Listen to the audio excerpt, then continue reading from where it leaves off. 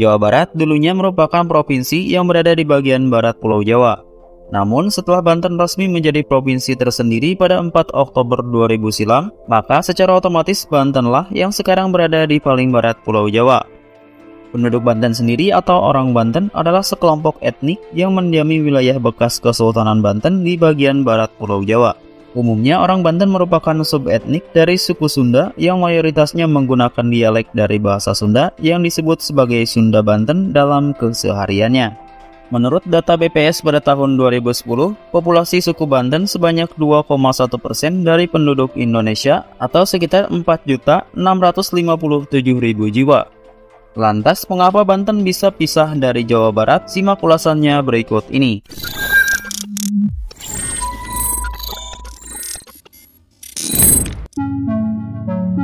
Keinginan masyarakat Banten untuk memisahkan diri dari Jawa Barat sebenarnya bukanlah hal yang baru. Bahkan keinginan itu sudah muncul sejak beberapa tahun setelah Indonesia baru merdeka, tepatnya pada tahun 1950-an hingga Orde Baru. Namun perjuangan masyarakat Banten untuk memisahkan diri selalu menemui jalan buntu.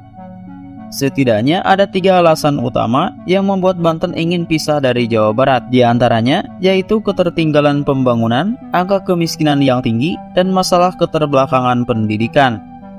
Banten memiliki tingkat kesenjangan yang tinggi dengan sejumlah daerah lain di Jawa Barat, terutama Serang, Pandeglang, dan Lebak. Melalui pembentukan Provinsi Banten, rakyat ingin mempercepat kesejahteraan. Meskipun setelah hal itu terlaksana, tidak serta-merta Provinsi Banten menjadi daerah yang maju.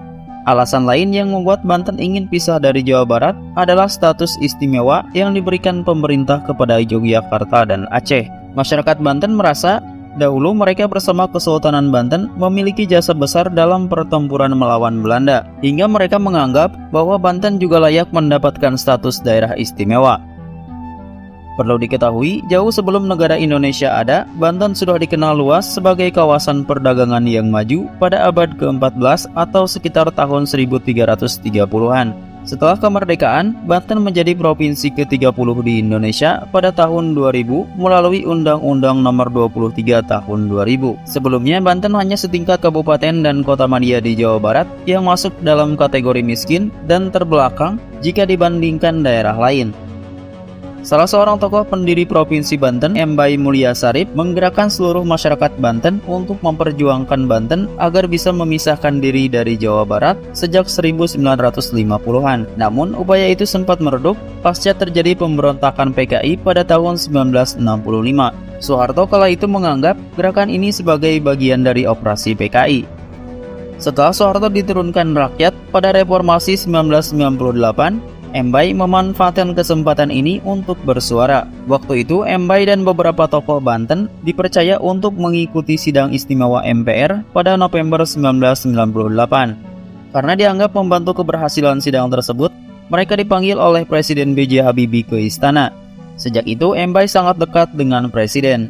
Tak mau membuang kesempatan, dengan kedekatannya tersebut, secara perlahan Mbae menyampaikan agar Banten menjadi provinsi kepada Presiden. Ia minta perguruan tinggi, Cilegon supaya jadi kota madya, dan pemekaran Banten Selatan. Usulan itu pun disambut baik dan disetujui oleh Presiden, meskipun ada sejumlah pejabat daerah yang menentang, salah satunya Bupati Pandeglang. Presiden kemudian menyarankan supaya mengurus berkas-berkasnya ke DPR RI. Berbagai media massa memberitakan kabar ini dengan judul Banten Menggeliat. Tidak lama kemudian dibentuklah KPPB atau Komite Pembentukan Provinsi Banten untuk mempersiapkan pembentukan Provinsi Banten. Setelah itu berbagai dukungan untuk pembentukan Provinsi Banten terus bergulir sampai muncul Kongres Banten I. Hingga akhirnya Banten pun resmi menjadi provinsi pada tahun 2000. Itulah beberapa alasan mengapa Banten memisahkan diri dari Jawa Barat. Semoga informasi ini bermanfaat dan menambah wawasan kalian. Terima kasih sudah menonton.